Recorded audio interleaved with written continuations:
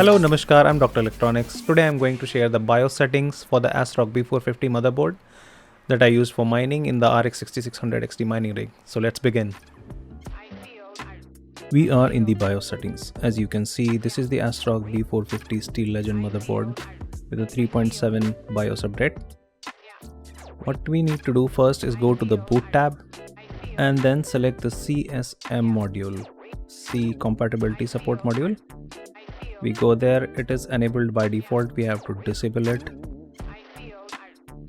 We have to disable this, right like this. And then we move on to the advanced settings, then go to the PCI configuration tab, enter there, and now we have above 4G decoding, as you can see here. And this is disabled by default, we have to enable it. Yes, now we enabled it. Now we are all ready for mining. But before that, we have to go to the onboard devices configuration and set the restore on AC power loss to power on. So whenever there is a power loss and the power comes back on, the rig will turn on itself. This will ensure that you never lose your mining time. These are all the settings you need to do to start mining. Now, this is the fan speed control that I'm showing. I have PWM fans and I'm using these motherboard settings to spin my fans to the fullest.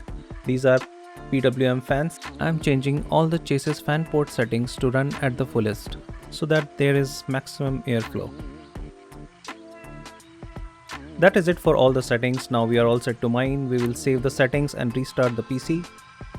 We can see here the HiveOS loads up. It will start mining. You can see in the reflection of the screen, the mining rig is running right behind me. As you can see, this is the same mining rig. The first graphic card's HDMI port output is connected to the monitor and a keyboard is connected for troubleshooting.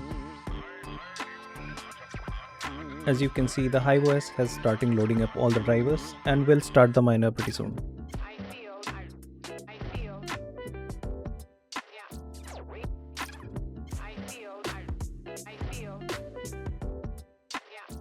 We will type miner in the console now and see what the miner is doing. So the G miner has loaded up and after trying connection for a while, it has started mining. We can see all the 6 graphic cards. That is it for this video. I hope it was helpful. And if you like the video so far, please subscribe and like this video to help the channel grow.